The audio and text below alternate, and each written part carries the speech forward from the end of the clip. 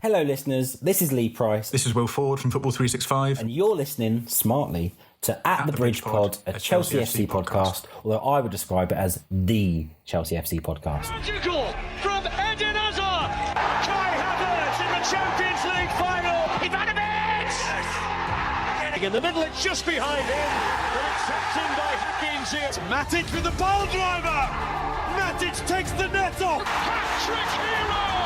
Cole Palmer wins an epic, sensational game. It's time for another episode of At the Bridge Pod, your number one Chelsea FC podcast. Coming up on this episode... Well, that wasn't very Christmassy, was it?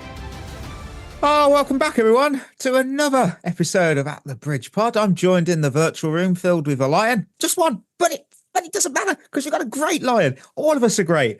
But Ollie, we've got Ollie, and that's a win. And best lion. It's 100% voted the best lion when Ollie was the only one voting. It's look, it's the Friday show on a Friday. Just look, what a lovely way to end the final Friday show of the year. And of course, what are you looking forward to this weekend? Oh, mate. So this is a bit of a Chris answer. But I've spent the last couple of weeks doing a lot of family stuff. Obviously it's been Christmas. I hope all you listeners out there have had a good Christmas. And now that Christmas is over, I've seen all my family. I'm looking forward to doing absolutely nothing this weekend. I wish to do absolutely precisely zilch. Nothing. Nada. None. I want to have a quiet one. All right, sue me. I earned it this time. Okay. I am not disagreeing. I'm not disagreeing. Look, for me, I'm gonna make some lemon meringue mince pies. Hear me out, listener. I've got fruit mince meat left over, and I'm feeling adventurous. So you know what. But other than that, oh no, I'm sorry. I've left it for the last Friday show of the year. But other than that, it's a quiet one. He's having a quiet one. The first one of the year. I just, what can I say? If you know, if you're in the UK right now, you'll know this, listener. It's absolutely depressing outside. It's so foggy. There's no visibility. So if you want to drive too far, you don't. I drove back tonight and I could not see. I'd say 2 car lengths maximum in front of me. You don't want to be out there. I'm sorry. You just want to stay inside. You can't see out there. It's awful. But football. I always bring it to football. I'd say watch the Serie A, if I'm honest, because Sunday you've got Juventus Fiorentina and then followed by AC Milan Roma. Someone's going to say, look at Portugal because you've got Sporting versus Benfica. But if I'm honest, Sporting's form since Amorim left has been abysmal.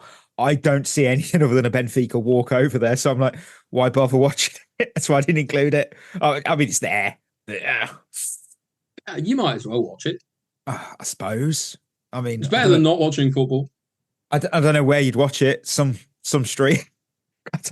I don't know who hosts it half the UK rights over. We don't endorse. No, we never would endorse that. No, not at all.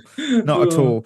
I'm saying I might move to Shevva Shoutouts. I'm just going to check our Spotify, see if anyone's dropped on there because I haven't actually. Interesting, yeah. I haven't looked today. I haven't looked this week. It's been a bit of a mental time, as you all know. It's been Christmas this week, so we haven't had a lot of time to do stuff. Yeah, that is so true. I'm not disagreeing there. I'm not disagreeing. You know what? We actually have 2 people who have dropped. We've got it's 114-525-7575. They've messaged. They've put thanks for the Shevva shout out, Barry from MK. Way, we got a name. Thank you, Barry from MK. We got a name. Spotify did him wrong. They did him wrong when they just did the numbers, but we got a name. Yes, and David Lord Hades McClone, a twice weekly ray of sunshine in what's been a difficult few months for myself. You working with Head in the Game is amazing. Thank you for that, by the way. That is always, that's why we partnered with them because we wanted to give something back. So it's nice that you've shouted that out as well. Appreciate that. Thank you, mate. Appreciate it. They've continued to say, a Chelsea fan of over 30 years. The insights and interactions between the 4 of you guys are amazing. Good or bad, you tell it as it is and you give credit where due and criticism when due too. Keep up the great work, chaps. Thank you, David. That's the first time anyone's ever said that. Usually people are like, you've all got agendas. Yeah. It's so true. Look, honestly, genuinely, obviously we're gutted to hear that you've been having a difficult few months. So hopefully things pick up, and we're glad that we bring some glimmer and positive to your week. So that means a lot, genuinely. So thank you. Take care, mate. Yeah, exactly. Thank you. And of course, we do it for everyone. We do it for everyone. DMs always open. Always open. Yep. Right. Well, guess it's time to have a look at the news. So it's that time of the week. We're going to check out what you may have missed in the elevator of news for the final time in 2024. Cole Palmer has revealed his dream Christmas dinner guests are Lionel Messi, Vibes Cartel and Michael Jordan. Former Blue Oscar has joined Sao Paulo on a free. David Luiz has departed Flamengo and will not play Chelsea in the Club World Cup. Chelsea do not intend to be busy in January. The main priority is thinking about what they will do in the summer of 2025 and 2026. And finally, the whole Manchester City squad spent Christmas night at the club's training ground. Well, if they loved Pep before, they surely love him now. What a donut! What was that achieving? Oh dear! Yeah. I know we're all losing at the moment, and the morale is really low. But how about we don't let you see your families on Christmas? Yeah, just say it. All worth it for a 1-1 draw against Everton.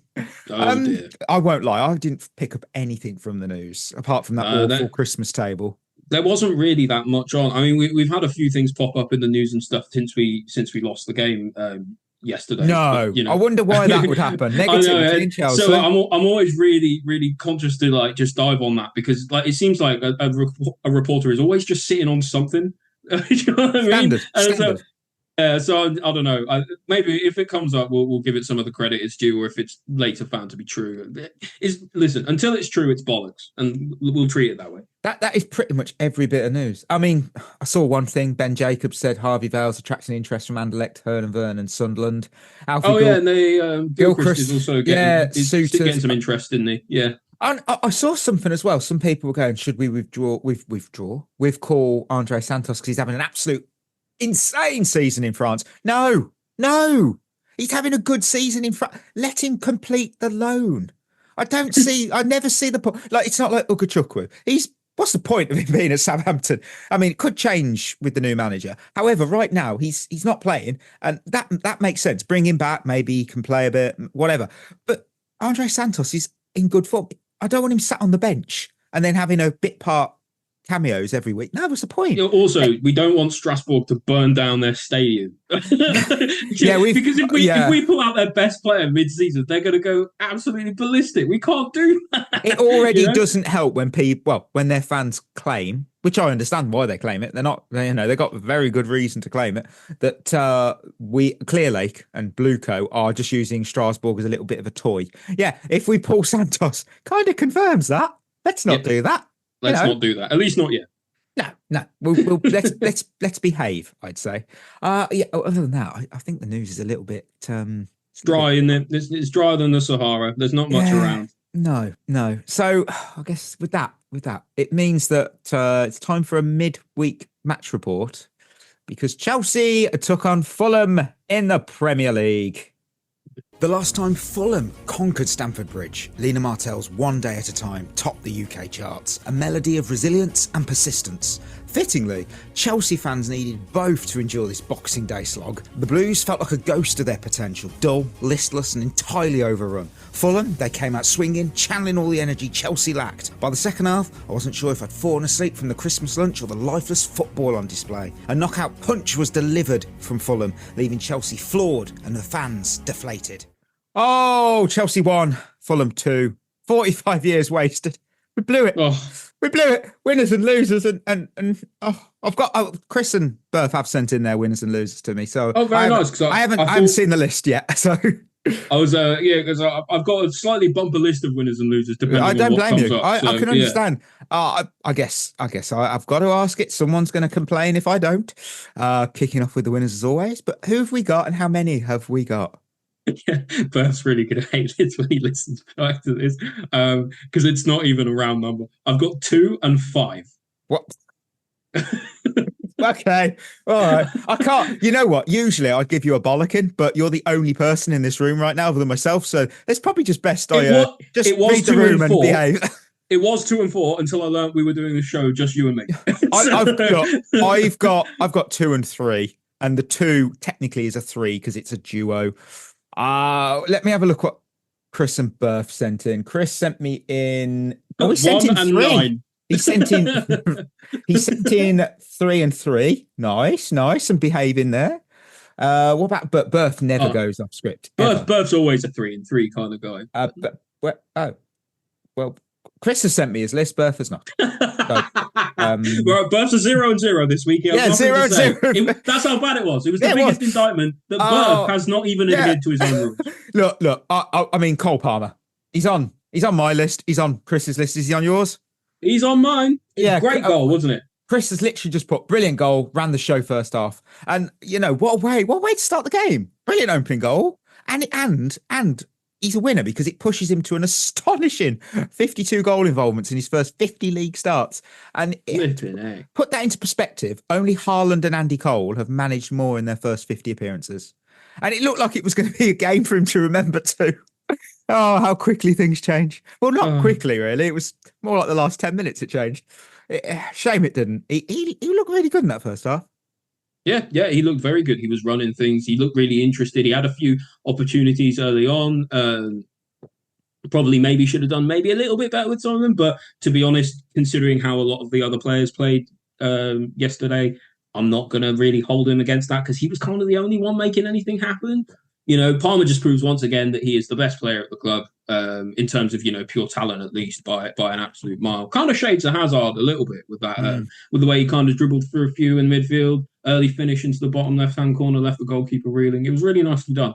So, gets his flowers. I mean, there's not really much more to say. It's a beautiful goal. He did well.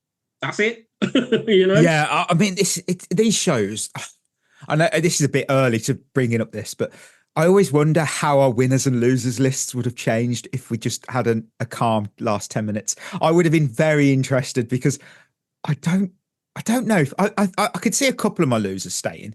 However, I wonder if I'd have got more winners or maybe not found any. I don't know. It always makes me curious. Who's your second winner? My second winner, and you're going to have to hear me out on this one, is Chelsea fans.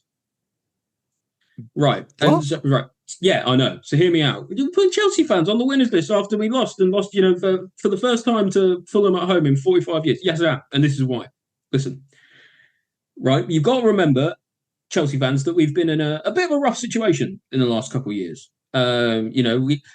Poor finishes, poor performances on the pitch, players not fighting for the badge, players really struggling, injury crisis, you name it. We've gone through it all in the last couple of seasons. And this is the first game we've lost in 3 months.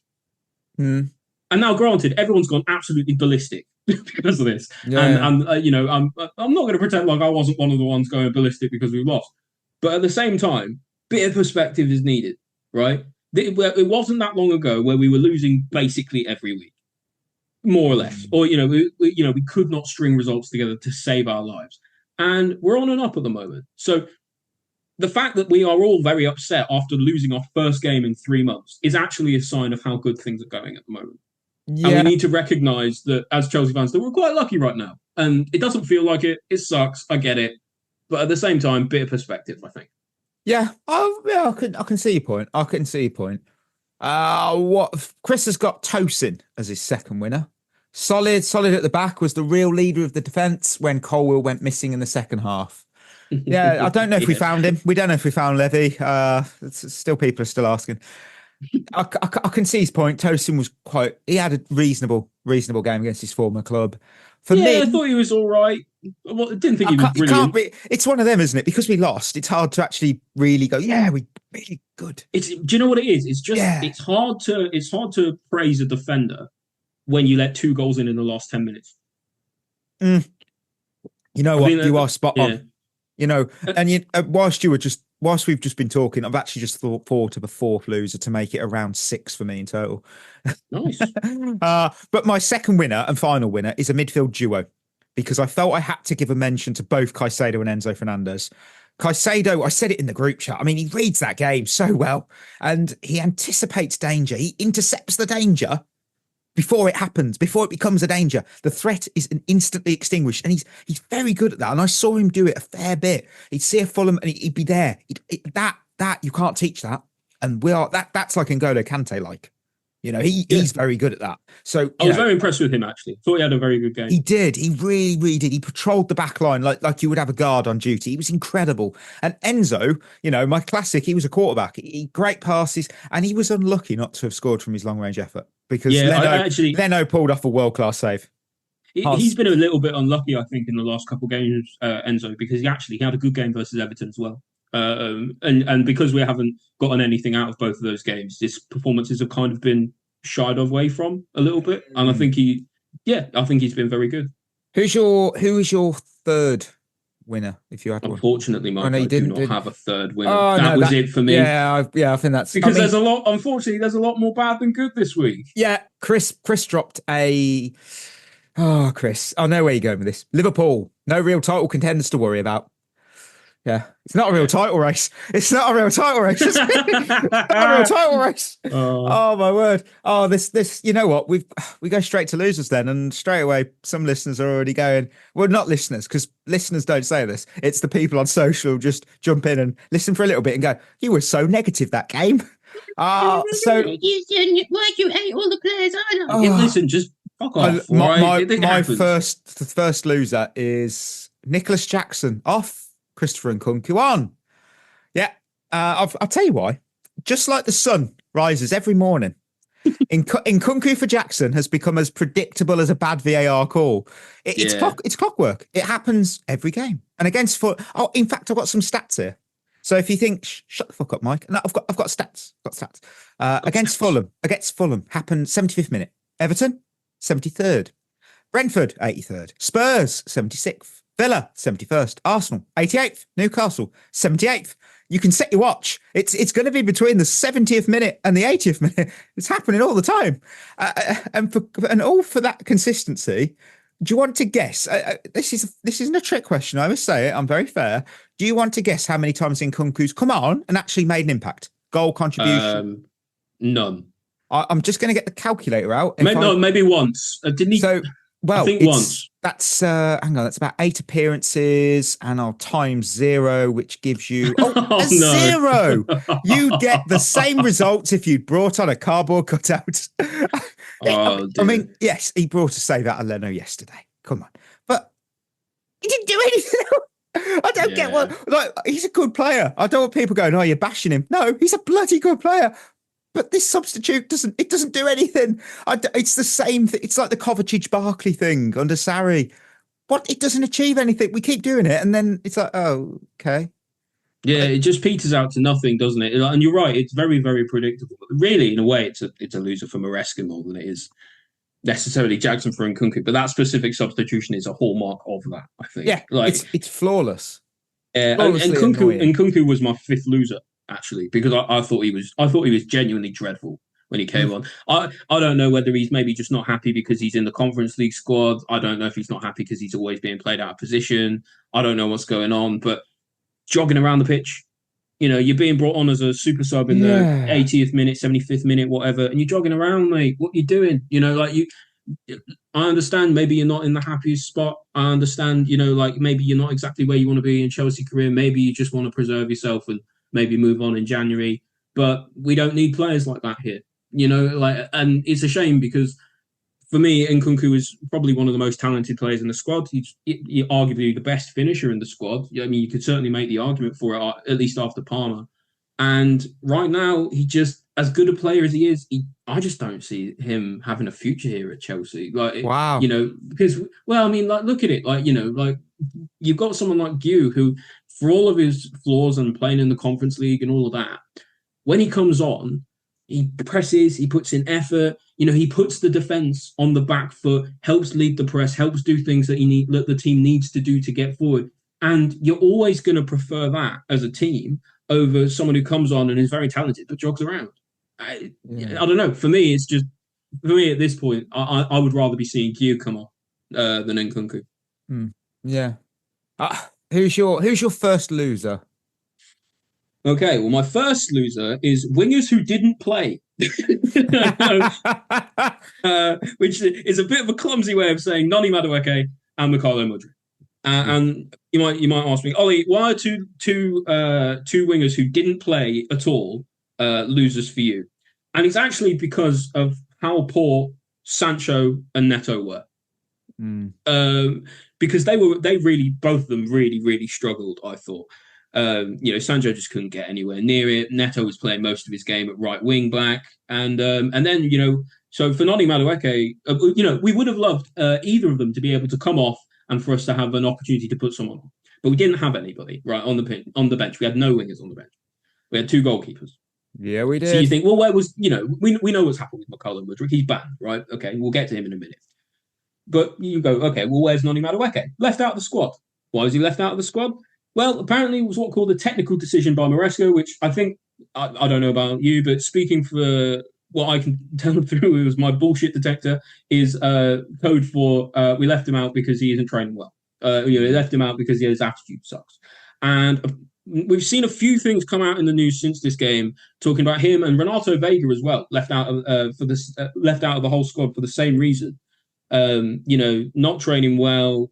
Seems Madueke and Maresca have got this thing where they're really butting heads at the moment, And in terms of, I'll get onto Maresca later because he is a loser for me today. Spoiler, but for Madueke, it's like there's just no pleasing some people. What could you possibly be moaning about? How are you not putting in effort in training? How are you having a shitty attitude? How are you going around as a professional footballer for one of the best teams in the world, in London, in a brilliant city, who are second in the league at the moment, rising high, under a good manager with a prospective squad? It's all the upward trajectory of our club is fantastic, and you still can't put the effort in, and you still can't be happy.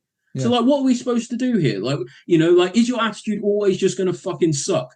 Because if it does, fuck off. We don't need that kind of attitude in players at Chelsea. We just don't need it. And as far as Mudryk goes, it would have been lovely to bring someone like Mudryk on, but he's gone and got himself banned, suspended, at least provincially, for doping. So it's just the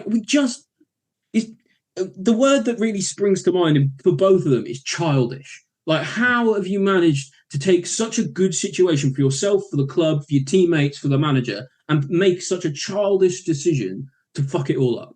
It boggles the mind, Mikey. It really does. You know what? There was a loser, you just sort of mentioned them, who literally just came to my mind while we're talking winners, and that was Pedro Neto for his incredible foul on the floor. It cost us a goal. It cost us the thing, and I say this about opposition players.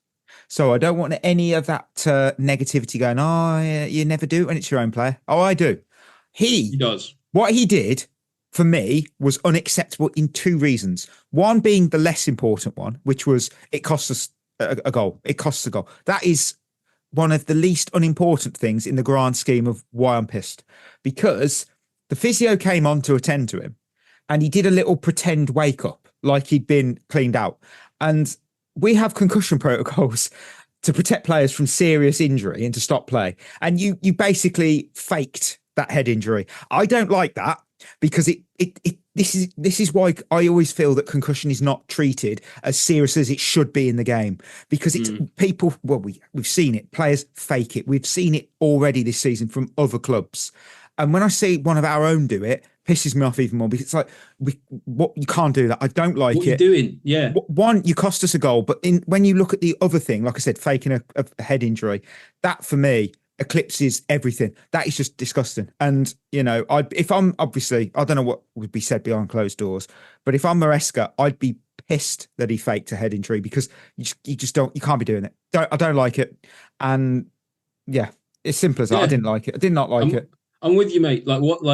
What are you doing? I understand maybe there's a sort of a thought about, I'm trying to get a foul so we can get the team out from being under pressure and whatnot. But that's not the way to do it. Do it properly. Don't cheat.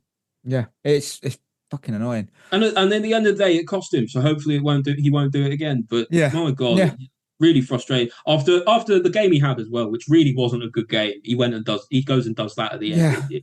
And right. He's missed out on a few sort of daggers here and there, Neto, because he's done well enough in a lot of areas, but he needs to wake the fuck up. £60 million signing we're talking about here. You can't be doing that shit. You either get on the scoreboard, help us win the game somehow, or fuck off, because at the moment you're helping us lose them. Look, first loser for Chris was Cole Palmer. First half looked like a player determined to win the game on his own. Second half, he completely disappeared when the game got tougher. Yeah, he did the David Copperfield act. He just vanished without a trace. Yeah. Oh, bloody annoying. Nobody in the second half was good for what it was worth. No. But yeah, Palmer really strong. You know what? Chris and I have got the same second loser. I mean, I've already said Pedro Neto. I don't know if you've got him. Enzo Maresca. I do have Enzo Maresca. You know what? I'll go with Chris. I feel Chris's voice, he's usually quite level-headed with this. Didn't get much wrong with the selection, but the lack of subs and the strange decision to play a back five with Gusto as a centre-back and Neto as wing-back second half was a manager who was more worried about what Fulham could do than what we could. Oh, I like that. Lack of subs also alarming, and a lack of proactive tactical switches when things aren't going in our favour. Also, the decision to leave Madueke out is insane, which we now know is a technical. Yeah, technical. It works when you win the game and you look and go, we could have done with him. Isn't it?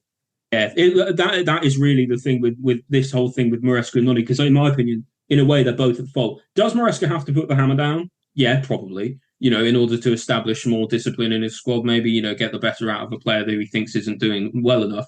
But at the same time, if you do that and you don't go and win the game without him, he's just been proven that you can't win the game without him. Right? That gives him even more power. That makes you look like the thicko, Enzo. So, you're the one who's now got to go and sort this out, because you've now got to go and almost grovel to Noni and be like, listen, I left you out for this reason. I need to see more from you, but I'll put you back in. Right. And now Noni knows that he can get away with slacking off. And that, I don't know, for me, that's not good enough. Maresca, he's really winding me up at the moment, because the one thing that I've really, really loved about Maresca as a manager so far is how proactive he's been in spotting issues, almost exactly the right issues most of the time. And most of the time, again, adapting to the changes quickly to make it, to plug those gaps and to move things forward. And also being things like proactive with your substitutes, making changes quickly, doing things that, give us the biggest chance to win the game. And within the last 3 games, he's made 4 substitutions. 4. Is it Nkunku? Yeah, and 3 of them were fucking Nkunku for Jackson in the 75th minute or whatever. Like, it's not good enough. Where is that? We were seeing subs and stuff at half time in other early games in the season. What's happened, Enzo? You got to be careful, because that could be a new segment. Where what minute this week will Jackson come off for Nkunku? The Nkunku Jackson sweepstake. Maybe we should do that for honestly. For me, why is he a loser? Because look, Maresca has to shoulder the blame here. No question for me. Not just for the game, because I'm looking at this in a bigger perspective, but for the last 2. 0 squad rotation, painfully late or non-existent subs, and it's cost us points. The only adjustment again. Yes, the only one that has been between matches was an enforced one with Kukureya's suspension. The Madueke, the Vega thing. Look, at the time of the game, what's the point in having a deep squad when you're sticking 2 keepers on the bench? We have such a talented squad at our disposal. It's baffling me and it's hurting us. Look at the academy players that have played in the Conference League. I'm not saying flood the bench and then just force them on, but we saw what they can do. Why not give them a shot? I'd love to see Josh Achampong play. If you're not even thinking about playing them, why are they even there? Yeah, it bugs the shit out of me. I don't see the point. Really frustrating. And I think there's something to be said at the moment about, I think some people have overreacted a little bit to this loss in saying that, like, our depth isn't as good as people think it is. And to a certain degree, I think they might be right, because there are players like Kinnan Dewsbury Hall, there are players like probably Disassi, Vega, maybe Yao Felix, who either don't have the manager's ear, maybe he's not really keen on them, or, these are players who we need to come on at the moment to do something, and the manager just doesn't rate them, and they're just not good enough, or whatever. But you've got to remember as well, we've got Badia Shiel out with an injury, we've got, obviously, Reece James is out, Lavia's out, Fofana's out, right?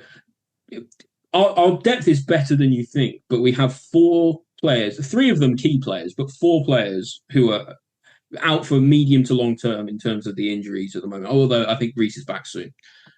So you've also got to remember that, like, yes, maybe our depth isn't as good as you think it is when you get to, like, right at the end of the depth chart, right? But actually, our depth is pretty good when we don't have a ton of injuries. And, then you throw in the thing where Noni, Vega, and Mudryk are all suspended or not playing for whatever reason. You got 7 players out there, right? That's why you've got 2 keepers on the bench, and it's just a really frustrating thing all round. That because it feels like, do you know what it feels like? Is it didn't really feel like that Fulham beat us. It felt like we beat ourselves.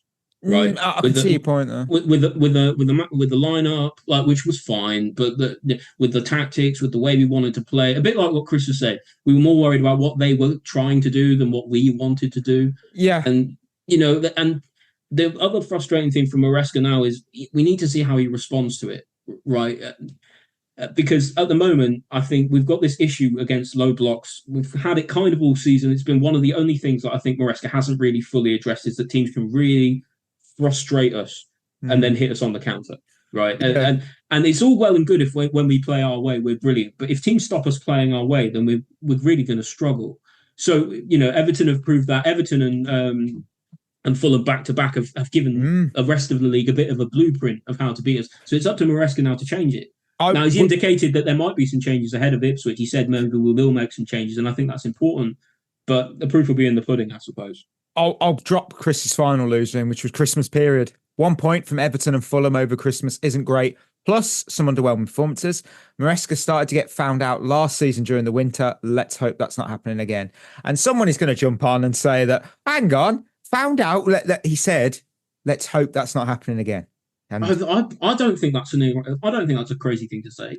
I think maybe he has started to be found out a little bit. I think you've had all these games and for so long now where we've been battering teams left and right, playing really well, playing the way we want to play, and stifling that, which is what Sean Dyche and Marco Silva have done in good measure each, has been a way to work around that. So is that the Dyche did it playing the way that he chose to play, the way Everton like to play, really sort of rough and tumble, and then Silva's seen that and has used that to inform the way in which Fulham wanted to play against us? If so, then the concept of Enzo being found out isn't necessarily a crazy one to think of, because it's kind of happening before our eyes.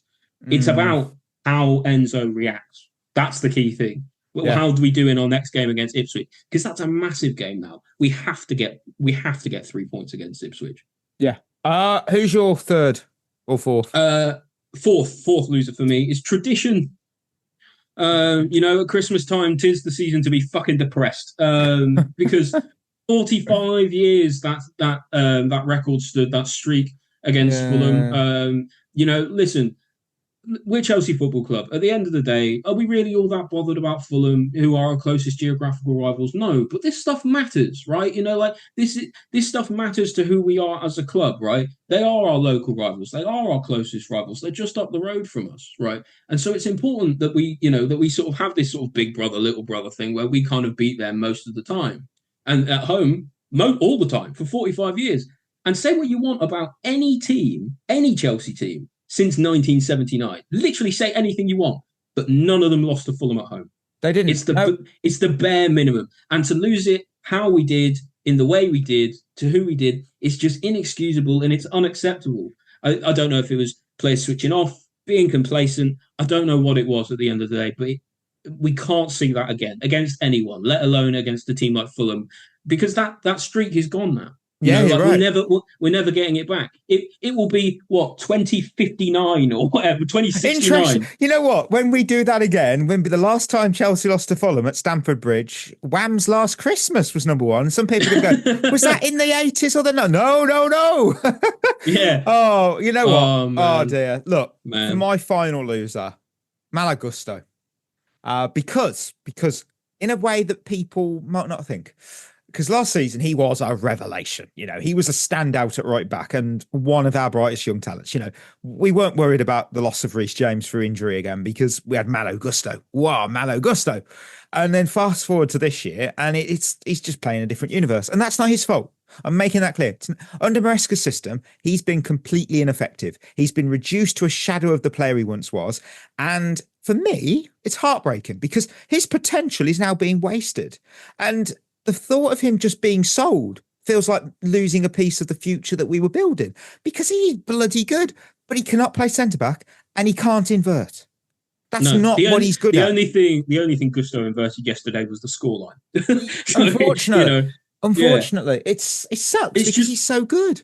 It's one thing. It's like a lot of managers do have these kind of foibles where there's things that they just feel that they have to do, and they don't, but they feel like they have to do it. Pochettino was the same with playing Chilwell at left wing, and he's got to work out a way to do it differently because it's costing Gusto and it's costing the team. You know, like you may as well not be there half the time, especially in the final third. I never want to see him cross the halfway line ever again. To be totally honest with you. Yeah, I totally know what you mean. Totally know. Run through your losers for us because I'm all out now. Yeah, just one final loser for me, and Chris will be happy. Clean sheets. It's back. Clean sheets.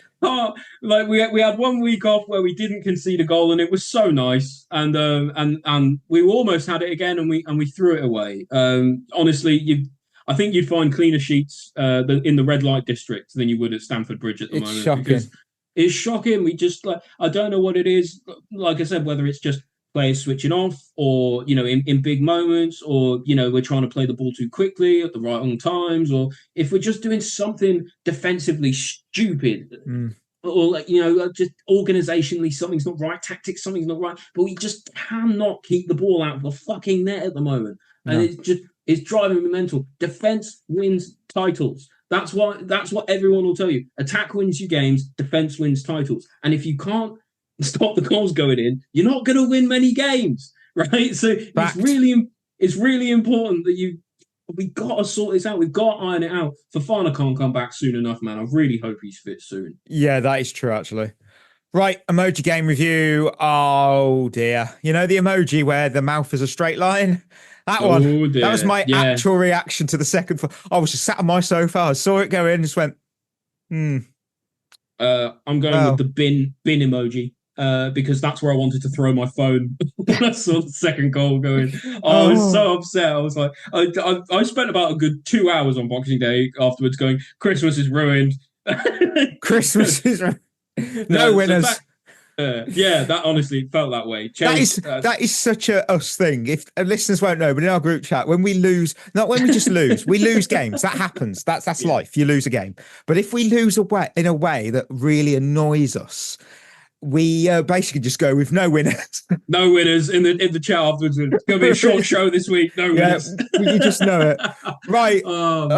So, of course, I'm going to move us on to the Lion of the Week. Very interesting this week because Berth had Caicedo. Not bad. Chris had Palmer. We scored. I had Pedro Neto. I'm not giving it him. You had Sanchez, which I think you might just do it. And the wheel went with Mark Gue. And the wheel should know that it's always Nkunku for Jackson, not Mark Gue for Jackson. Come on, wheel. Come on. We've got to put. I think maybe we'll need a new wheel for the sweepstakes next week. You know what? It's so difficult for me to pick an actual winner because I don't know. Because Sanchez, I know he conceded 2 goals, but he kept us in a lot of that game. I guess. Palmer, I can't give it Palmer, can I, after just a goal? After just a goal and a shit second half? Can we give it to nobody? Does anyone really deserve it? You know what? We actually did. When we played that really shit team called Man City in the opening day of the season? Yeah. We had no winner. No, we didn't give it to anyone. Honestly, I don't know. Maybe we'll ask in the Discord or something. Listen, if you think there was a clear line of the week, let us know. I think for us, it doesn't feel like it from here. But now I am going to say you and Chris share it because I can't split Palmer and Sanchez. Yeah, who both of them were good and shit in lion? Equal measure. Who gets it? Someone's got to get it. We've never not given a lion out though. Okay, who's going to actually get Flipping it? Heck. Jackson for Nkunku. I don't know. Well, I'm not doing that. Let's have a look. I'm curious what the player ratings were. Maybe Enzo. Really? I don't know. Like it's Caicedo or Enzo, or maybe. Let me have a look. Chelsea versus Fulham. Let's go to the London Standard, and they have said. Let's have a look. Who got the highest ranking? Cole Palmer. All right, give it Palmer then, maybe. I suppose, yeah. So listen, if we'll give it Palmer, but he's a lucky boy this week. Yeah, this is not one you want to be bragging about, Cole. You just accept it. You accept you got a point on the board, and got you his goal, but yeah, not impressed. So, well, next up, well, it's Monday, actually. We're hitting the road because we're taking on Ipswich. So I've got a scoop. Woo! I've got the scoop for us. The state of Ipswich. Ipswich currently 19th in the league with a record of 2 wins, 6 draws and 9 losses. We are recording before their game against Arsenal, so we have no idea if they've pulled off a shock win or got thumped. No idea. But we do know that their recent form is 4 losses and only 1 win, which is against Wolves. Suggests that this should be advantage Chelsea, considering the last 2 games. You never know. The player spotlight, easiest spotlight of the season. So easiest spotlight of the year for me. I've only been doing this for 3 weeks, so it's quite easy. Liam Delap, he's 6 goals. Yeah. Many of the big 6, including ourselves, are keeping tabs on him ahead of a potential big summer move, especially if they go down. You know, he's going to be a threat all game. So Can I also make a shout for Amari Hutchinson as well? Yeah, I was just about to say can't play against us. Of course he can. We sold it. Yeah, of course he can. Playing off the right wing, and we've been experiencing a few issues with wingers who can sort of get in and behind him, really tricky. He scored some really nice goals this season. He's a big player for them. So, listen, didn't get his chance at Chelsea. Is he going to have a chip on his shoulder, want something to prove? Will that help or hinder his performance? It's hard to know, but the spotlight's certainly going to be on him. Yeah. The last time Ipswich beat Chelsea was this is it. I looked into this, okay, and I'm going to say it because it was 9 days after I was born. So I was like, oh, that's fun. Oh, that's nice. So they haven't beaten us since you were 9 days old. Yeah, essentially. So that's a good start. Oh, God. Glenn Hoddle and Gavin Peacock were our midfield pairing that day. So That's the stage set for the line of the week prediction. Who's gonna rise? We've got to get a win against them. Like I don't think they have any wins at home this season. I'm going Enzo. I'm just going Enzo. Going Enzo. I don't know. It's going to be a difficult one because surely at some point their streak of losing at home has to end. But on paper we are the much better team. But on paper we were the much better team versus Everton and Fulham as well. Yeah. So I don't know. The confidence for me is at an all-time low here. I'm going to go with Cole Palmer. I'm going to back my boy, and hope that it leads to something. Wow, the wheel's gone Madueke, so he's there. That wheel is expecting something. I don't know if he's going to play though. No, well, they think that they will. I mean, can I just say my lion pick from against Everton? Not had a good back-to-back sessions here. Jadon Sancho is bloody lucky to escape the losers list this week. Yeah, he was terrible. He was shockingly bad. I mean, he's had some games where we've on gone any bargain. On any other week where he on any other week he would have been straight on the losers list. But there were so many other players who were and people and just general things that were shit about this game against Fulham. Oh, he sucked. Escapes narrowly. He was awful. But he was really poor against Everton and against Fulham. Yeah, not great for him. Christmas questions is back because Christmas has just been paused. So what listeners have said. So I've had many sending questions actually about why Enzo Maresca doesn't make subs and what we think about it. So shout out to CFC Joint and Vic Ferreira. What? Yeah, I don't know. I don't know because he was doing it before. Yeah, he seems to have now got in. He's stuck into this pathway of I take the piss, but Nkunku on for Jackson, and it's not like he's got stuck into that because it worked. It's not worked ever. So it's kind of like it's going to work this week. It might work this week. Told you it'd work.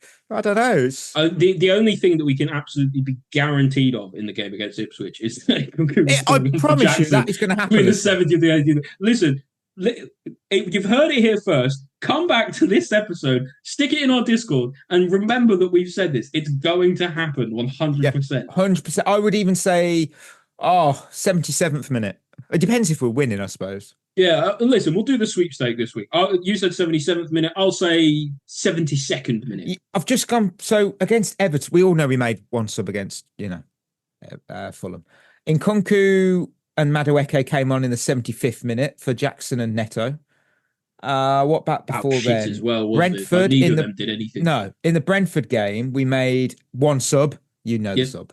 You know the sub. Yeah, yes, you do. You know the yes, sub. You do, listener. Don't. I'm not telling you. You know. If you really want to do find out. Google it, but you won't be shocked.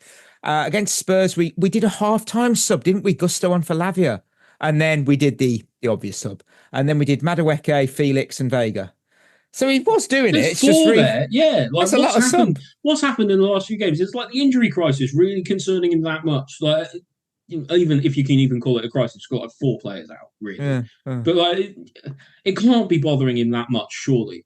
Yeah. I don't know. Yeah, it's a weird one. Kyle, is it time we started backing a Champong instead of Gusto, who has been no good since the start of the season? I would say it's about how Josh adapts to the formation. I mean, we've seen it in the Conference League. He's got quality, and Gusto is a top quality player, but he just can't play in this style. That's the problem.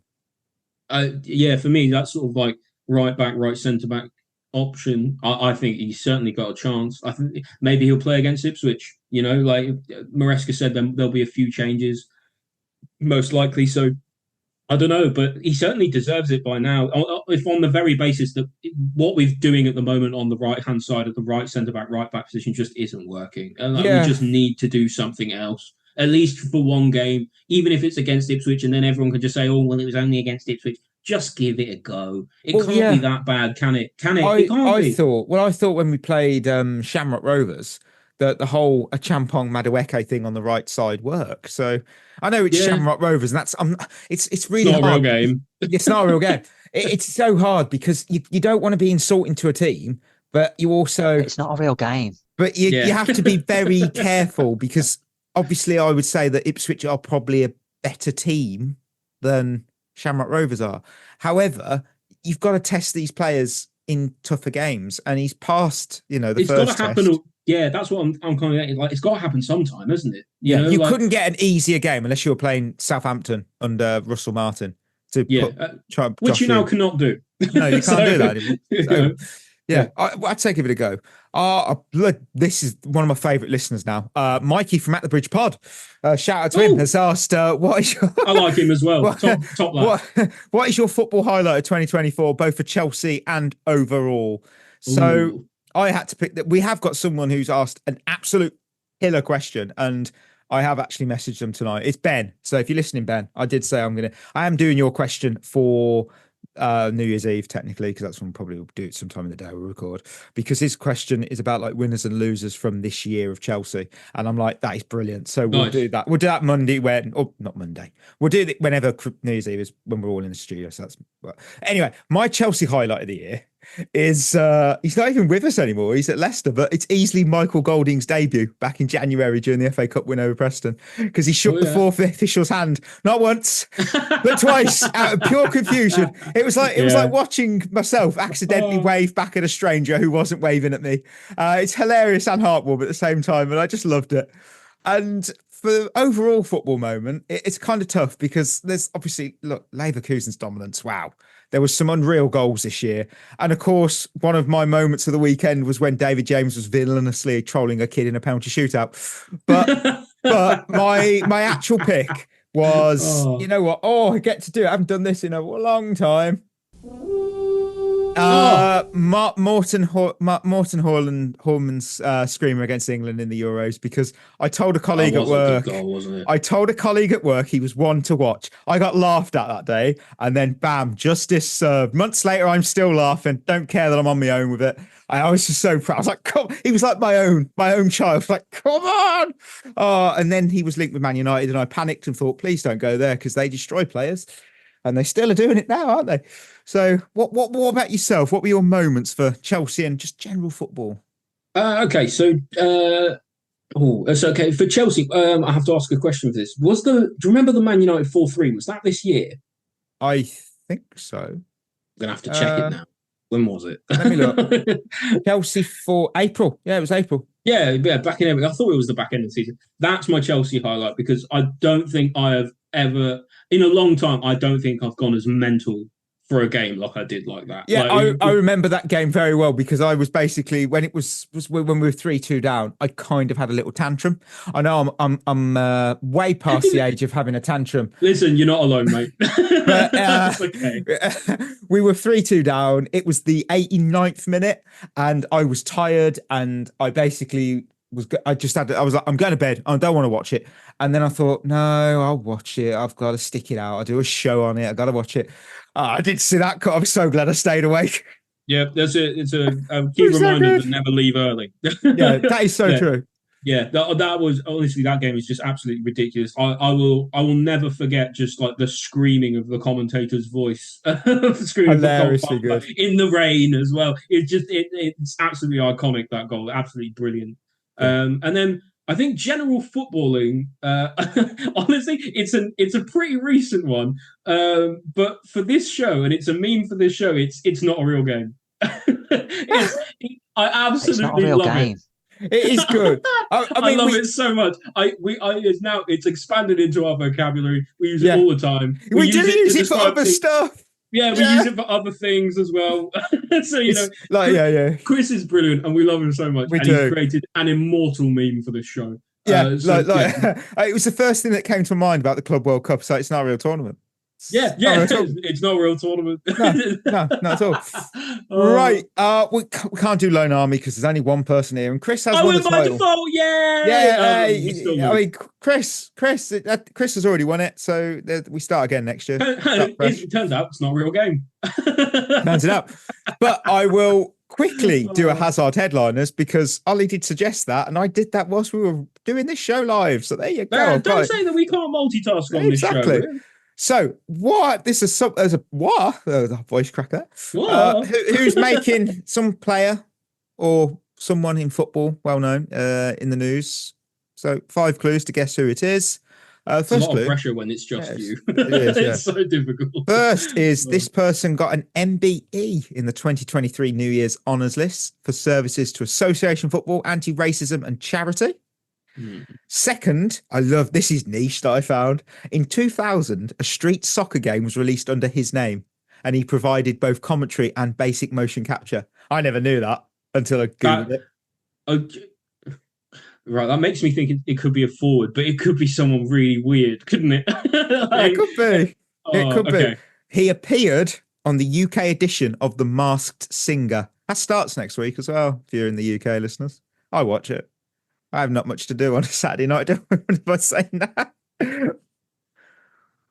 No, don't know anything about The Masked Singer. I haven't watched it. Listener, I think they might get it. I think Ollie might get this after this 4th clue. He failed to realise Anthony Vandenborre had been sent off in a game between Portsmouth and Blackburn Rovers. Wait, can you say that again?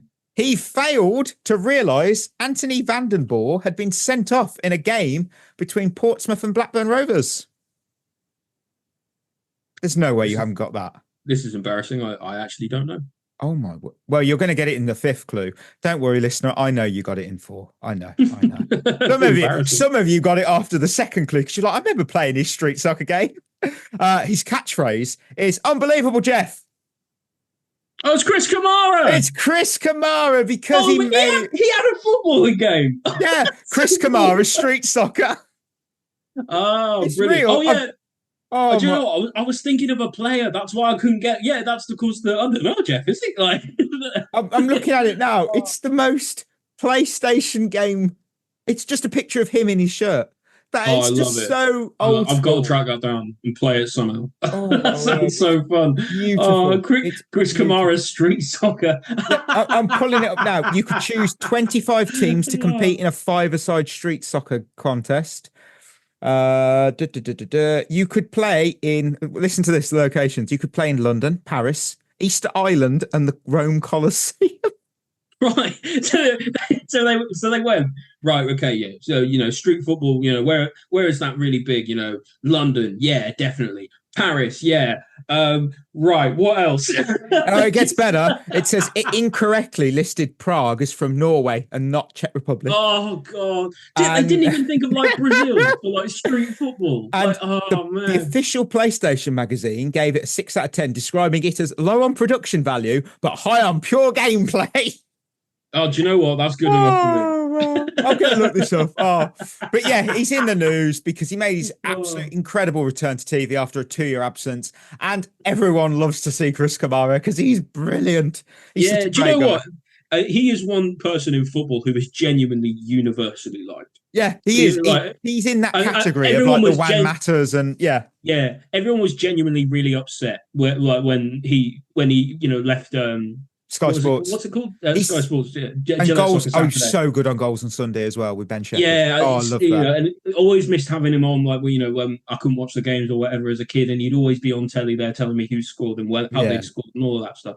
And so to have him back is just absolutely Yeah, brilliant. I love it. look, yeah. When he stepped away for health reasons, it was just everyone was like the outpouring of Heartbreaking, love. wasn't it? Yeah, the Yeah. outpouring of love and support for him just shows he's so well loved, and he's just an incredible guy. And it's just great to see him back. And I hope, Doing what he stays does. forever. I really hope he stays. He's for incredible. absolutely Oh, you know what? And also, I was meant to say this in the first part of the show, and I forgot. I was like, oh, guess what? I'm recording this wearing my new At the Bridge Pod hoodie. And I know some people are like, oh, hoodies. Yeah, I've got one on order because I want to see what the quality is like from a supplier. So this is a different It's one. a prototype. It's a prototype. I've got another prototype coming, so hopefully I can sort of. Do you know what? merch Maybe, sometime. listen, if people want merch, Yeah, I'm genuinely serious. We've got it in our Discord, the club shop, and I'm trying to find decent, like, because obviously we have to ship it, the costs and everything, and I don't want to go. You know, this one supply, this hoodie I'm wearing now is a 30 quid one, and that's 30 quid straight. So I was like,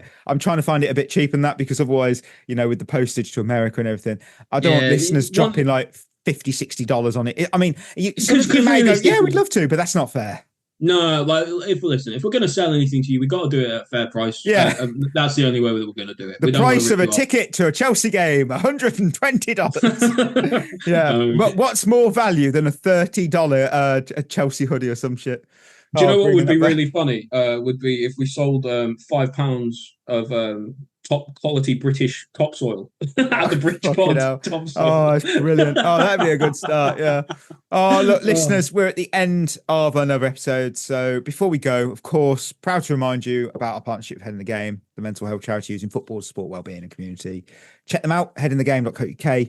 And of course, treat yourself well. We'll be back on hopefully New Year's Eve. That's Tuesday with our winners and losers from Chelsea and Ipswich. It's probably going to be on your feeds quite early, I'd say, because New Year's Eve, we'll be doing stuff. So yeah, sometime during the day. And because the West Coast in England, West Coast in America, they're 8 hours. So right now it's 12:30 p.m.